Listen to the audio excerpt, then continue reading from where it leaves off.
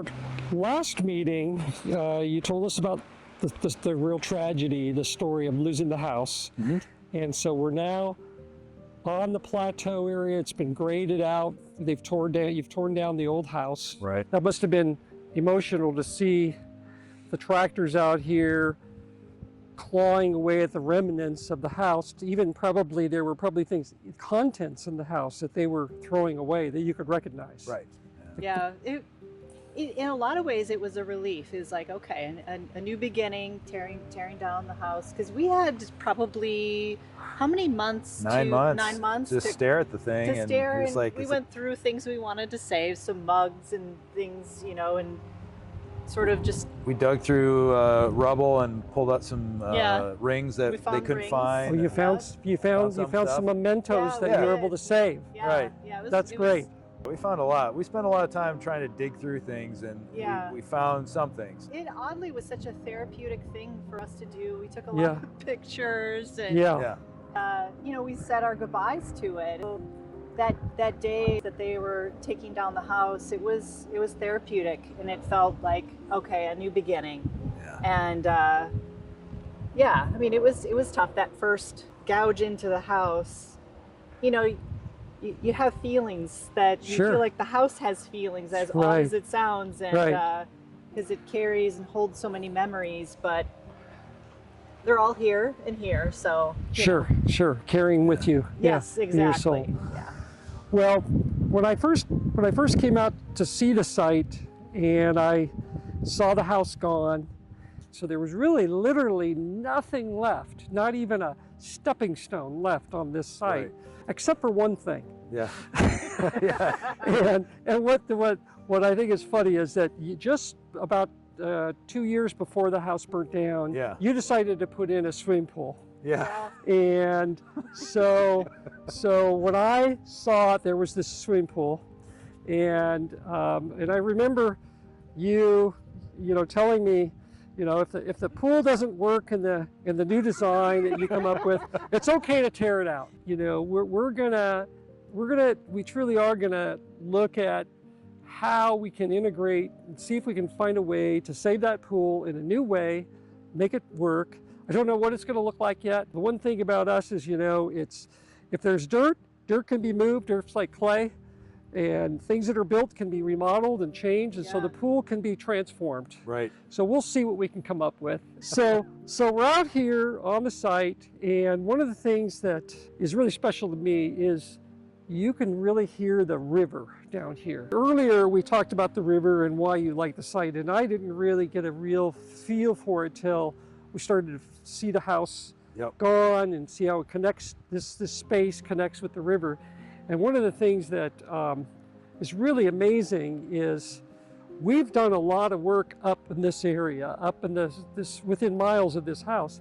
And for all of the years that we worked up here, I did not realize that the river, in the state that it's at, in this canyon, is truly, we're 30 feet wide, some places almost 40 feet wide. Right. So it's not really a creek. No. It's really a river. Yeah. It's a river. And you mentioned, tell us, I understand that there's salmon that go into the river. Yeah, so we work with an organization called Friends of Auburn Ravine, and their mission is to save habitat or rehabilitate habitat for salmon and steelhead. And we've seen salmon come up here, I believe it was 2016. We had a lot of rain that year, and it's timed well enough that there wasn't a ton of white water, but the level was high enough for them to get up here. And just upstream from here, we saw some spawning salmon, and it's really, really interesting. These big fish, almost 3 feet long, coming all the way up here.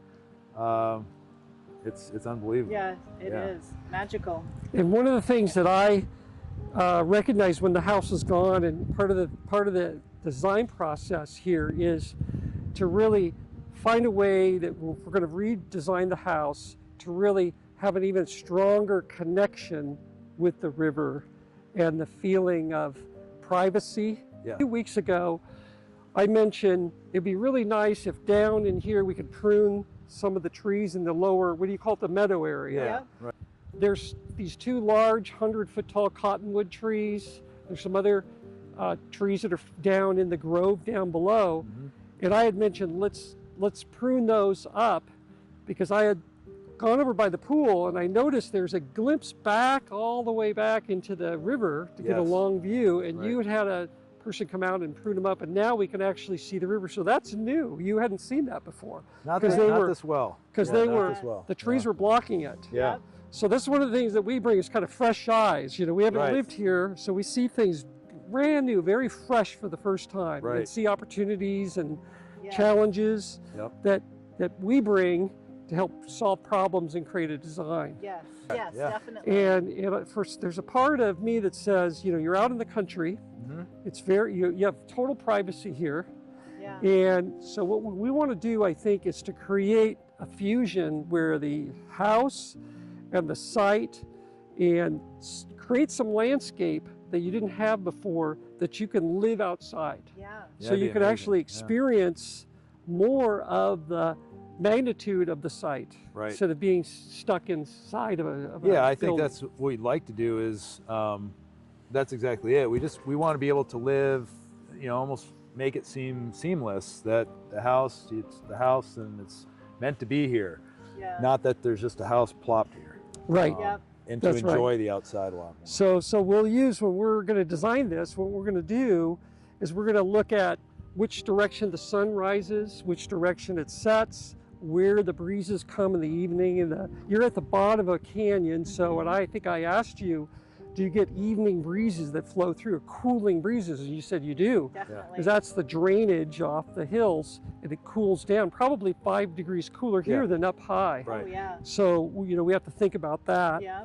And then, you know, we're thinking about different times of the year and how you're going to respond to the site and the climate. Yes. And the one thing that I've noticed is that you enter your driveway from about 30 feet above this space. So you're looking down onto the house. So a lot of projects, you arrive by looking up at the house, but in your case, you're arriving by looking down at the house. So one of the things that we're going to do is we're going to have a unique roof form, I think, because you're going to be able to see the whole roof from above, and then we'll just layer those things all the way through. Now, one thing, probably in the old house too, as you came to this house, you didn't know the river was here. No. You didn't. You know, and you probably didn't realize it until you took them around onto the deck. Right. Yes. And then like, oh my gosh, there's a river here. That's exactly. So here's a question for you. Now that the old house is gone, we talked about kind of the sense of a break, a clean break. You know, your memories were sort of removed, and now it's a clean slate. Maybe you're excited, probably a little apprehensive because you don't know what the design is going to look like, but there's a trust here. What now that you see this, is there something new that you feel here on the site that you didn't feel before? Anything? Is there a new view or a new feeling? Does it feel bigger than before, or does it feel smaller? I think it feels bigger. It feels bigger? Yeah. Yeah. I mean, I get more of a sense, and obviously if there's a structure here, that might be why you don't get it, but you just feel like you're in the middle of a big bowl. Would it be safe to say this feels like almost like a brand new site? Like you almost went and bought a new lot and we're starting from fresh? Does it feel almost brand new to you? Definitely. Yeah. Yeah. I would say that. Yeah, I mean, it feels sort of like the same site, but cleaned up and polished a lot. And it's like, hey, we're waiting for you. Just do something that's going to make it worth their while. Yeah. Yes. Yeah. Yeah. Yeah.